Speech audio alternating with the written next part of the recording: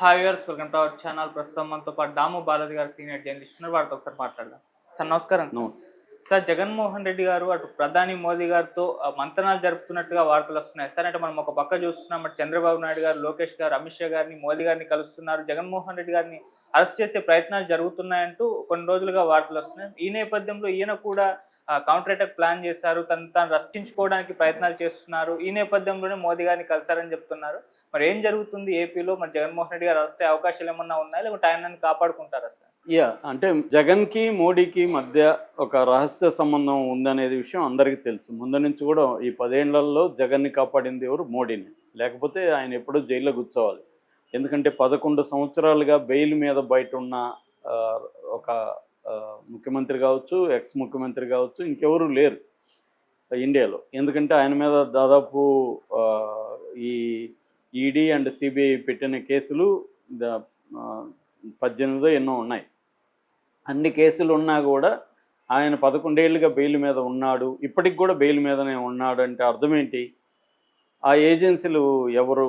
ED and CBI. ఇవి ఎవరి కింద ఉంటాయి? సెంట్రల్ గవర్నమెంట్ కింద, హోమ్ డిపార్ట్మెంట్ కింద ఉంటాయి. వాటి డైరెక్టర్లు నియమించే అధికారం కూడా మోడీ ఒక కమిటీకి ఉంటుంది. ఆ కమిటీలో మోడీ, ఒక కేంద్ర మంత్రి, ఒక ప్రతిపక్ష నాయకుడు.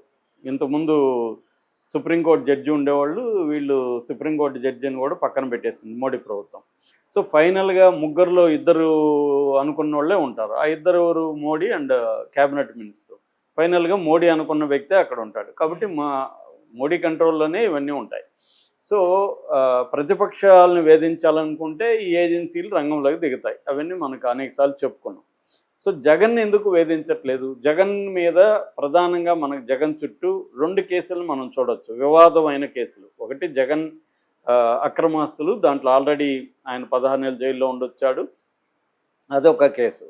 రెండవది ఆయన డైరెక్ట్గా కేసులో లేడు, వివేకానంద రెడ్డి హత్య కేసు. అయితే జగనే జయించాడని ఒక వర్గం నమ్ముతుంది, ప్రజలు కూడా చాలామంది నమ్ముతున్నారు. తెలుగుదేశం వాళ్ళు బలంగా దాన్ని తీసుకెళ్ళగలిగారు. బాబాయిని చంపింది జగనే. సో పోనీ జగన్ చంపలేదు, అవినాష్ రెడ్డి పేరైతే ఉంది కదా దాంట్లో. ఆయన A8గా ఉన్నాడు, వాళ్ళ నాన్న A7గా ఉన్నాడు. మరి వాళ్ళే అవినాష్ రెడ్డిని ఎందుకు అరెస్ట్ చేయలేదు ఇప్పటివరకు? ఆ కేసుని ఎందుకు సీరియస్గా తీసుకెళ్ళేది? ఇప్పుడు 6వ సంవత్సరం. 6 ఏళ్ళు ఒక హత్య కేసుకి 6 ఏళ్ళు ఎందుకు? ఇవాళ ఉన్న టెక్నాలజీకి 6 ఏళ్ళు అవసరమా? 6 రోజుల్లో చేసేస్తా ఉన్నారు మామూలు లా అండ్ ఆర్డర్ పోలీసులే. సిబిఐ లాంటిది అన్నేళ్ళు తీసుకోవాలా? ఆల్రెడీ సుప్రీంకోర్టు డెడ్ లైన్ పెట్టి కూడా 2 ఏళ్ళు దాటిపోయింది. అంటే క్లియర్గా జగన్ని మోడీ ఇప్పటికి కాపాడుతున్నాడు అనేది నమ్ముతున్నారు. అయితే ఈ నేపథ్యంలో గత కొంతకాలం నుంచి జగన్ బ్యాచ్ మీద, అంటే జగన్ పార్టీలో అనేక మంది మీద అయితే స్లోగా మెడకు ఉచ్చులు అయితే బిగుసుకుంటున్నాయి. ఆల్రెడీ వల్లభనేని వంశీ 3 నెలలు జైల్లో ఉన్నాడు. కొడాలి నాని హెల్త్ పేరు చెప్పి తప్పించుకొని కొద్ది రోజుల్లో బయట ఉన్నాడు. పోసాని కృష్ణమురళి జైలు వేశారు. అట్లా నందిగమ సురేష్, చాలామంది. ఇంకా అది కాకుండా ఇప్పుడు మద్యం కుంభకోణం, లిక్కర్ పాలసీ కేసు. ఆ లిక్కర్ పాలసీ కేసులో కూడా ఆల్రెడీ చాలామంది అరెస్ట్ అయ్యి జైల్లో ఉన్నారు. ఇక కాదంబరి జత్వాని, ఆమె కేసులో సీనియర్ పోలీస్ ఆఫీసర్లు కూడా జైల్లో ఉన్నారు. ఇప్పటి వరకు ఇంటెలిజెన్స్ చీఫ్ని జైల్లో పెట్టిన దాఖలాలు లేవు, అతను కూడా పెట్టారు.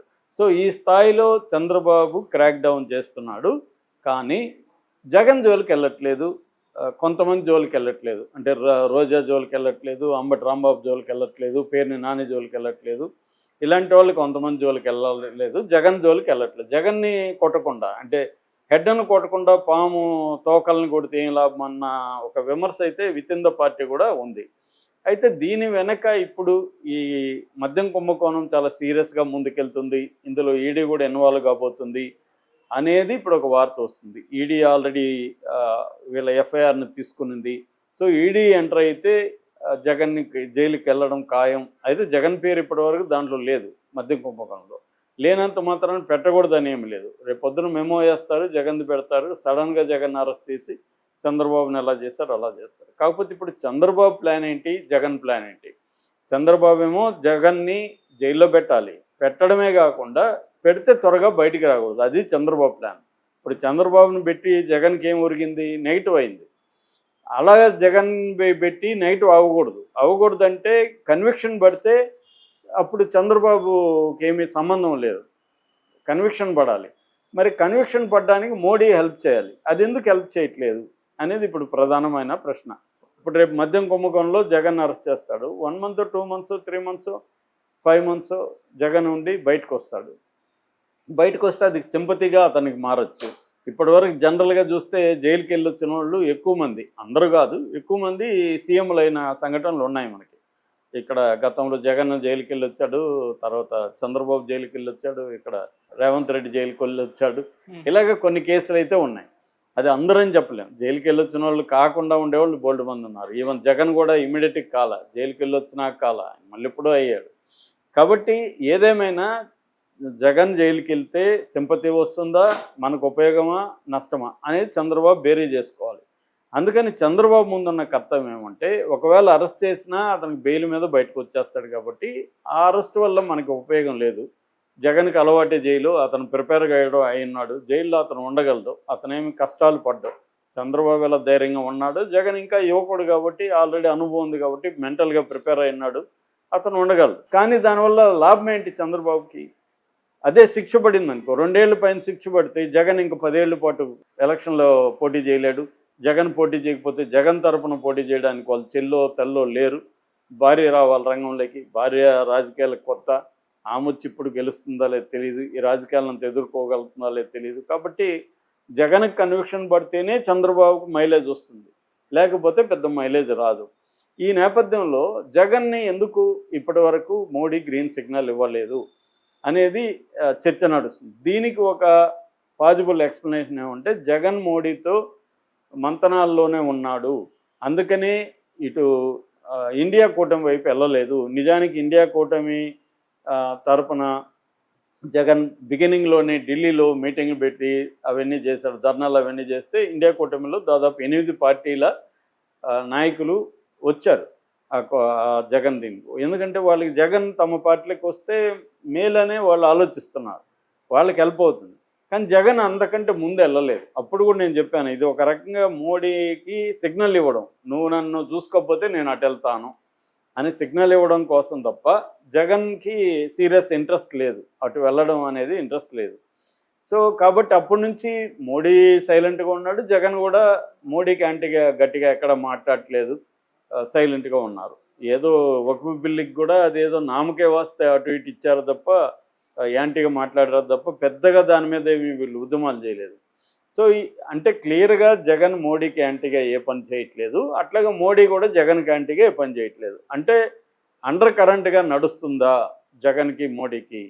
మోడీ జగన్కి హెల్ప్ చేయాల్సిన అవసరం ఏంటి? నిజానికి మోడీకి చంద్రబాబు కావాలి, పవన్ కళ్యాణ్ కావాలి. వీళ్ళిద్దరూ ఐక్యంగా ఉంటేనే మోడీ అక్కడ సెంటర్లో ఉండగలడు. అలాంటిది చంద్రబాబు కోరిక మేరకు జగన్కి శిక్ష వేయకుండా మోడీ ఎందుకు చూస్తున్నాడు? నిజానికి హైకోర్టు కూడా ఆ కేసుని రోజువారీ బేసిస్లో విచారించమని చెప్పింది, అక్రమాస్తుల కేసులో. మరోవైపు విజయసాయిరెడ్డి కూడా అప్రూవర్గా మారే అవకాశాలు కనిపిస్తున్నాయి. అన్నీ క్లియర్గా ఉంది జగన్ని శిక్ష వేయడానికి. ఏం కారణం అనేది ఇప్పుడు $1 మిలియన్ ప్రశ్న. దీనికి ఒక పాజిబుల్ ఆన్సర్ ఏమంటే, జగన్ ఇప్పుడే జైల్లో పెట్టకుండా సమయం చూసి జైల్లో పెడదాము, సమయం చూసి అతనికి శిక్ష వేయిద్దాము అనేది ఒక పాజిబిలిటీ ఉండాలి. ఎందుకంటే ఇంకా 4 ఏళ్ళు ఉంది కాబట్టి ఇప్పుడే ఎందుకు తొందర? ఇంకొక 2 ఏళ్ల తర్వాత ఎలక్షన్ వేడి స్టార్ట్ అవుతున్నప్పుడు అప్పుడు ఇతనికి శిక్ష పడి జైలుకి వెళ్ళిపోతే ఆ వేడిలో జగన్కి మైనస్ అవుతుంది. ఇప్పుడే చేస్తే వీళ్ళు పోరాటాలు అవి చేసి యాంటీగా మారే అవకాశం ఉంది ప్రజల మైండ్ సెట్. రేపు పొద్దున జగన్ ఎవరు నిలబెట్టినా వాళ్ళు గెలవచ్చేమో, రేపు వాళ్ళ కూతుర్ని రంగంలో తీస్తాడేమో, ఎవరికి తెలుసు? వాళ్ళ కూతుర్లు వచ్చి మా నాన్నని ఇలా పెట్టారు, మా తాత అలా చనిపోయాడు, ఇవన్నీ వాళ్ళు మళ్ళీ రాజశేఖర రెడ్డిని జగన్ని ముందు పెట్టి ఫోటోలు పెట్టుకొని వాళ్ళు ఏమన్నా రంగంలో దిగుతారేమో, ఇలాంటివి రకరకాలు ఉన్నాయి. సో అందుకని ఒకటి టైమింగ్ కోసం అన్నా వెయిట్ చేయాలి. 2 చంద్రబాబు జగన్ని కానీ క్లీన్ చేస్తే చంద్రబాబుని మనం కంట్రోల్ చేయలేము అని మోడీ కన్నా ఉండాలి. అందువల్ల జగన్ ఉంటే చంద్రబాబు భయంతో భక్తితో మనతో ఉంటాడు, లేకపోతే చంద్రబాబుని మనం నమ్మలేము. డిపెండబుల్ ఫ్రెండ్ కాదు చంద్రబాబు. గతంలో కూడా మనతో ఉండి మళ్ళీ జంప్ అయ్యాటు వెళ్ళాడు. సో చంద్రబాబు డిపెండబుల్ కాదు, అతని అవసరాలను బట్టి మార్చుకుంటుంటాడు. కాబట్టి చంద్రబాబును కంట్రోల్ చేయాలంటే జగన్ బతికే ఉండాలి, పొలిటికల్గా జగన్ యాక్టివ్గా ఉండాలి. అప్పుడు చంద్రబాబు మన కంట్రోల్లో ఉంటాడు అని మోడీకి ఉన్న వ్యూహం కావచ్చు. ఎందుకంటే జగన్ని పొలిటికల్గా చంపేస్తే బీజేపీకి ఏమి పెద్ద ఉపయోగం లేదు ఆంధ్రప్రదేశ్లో.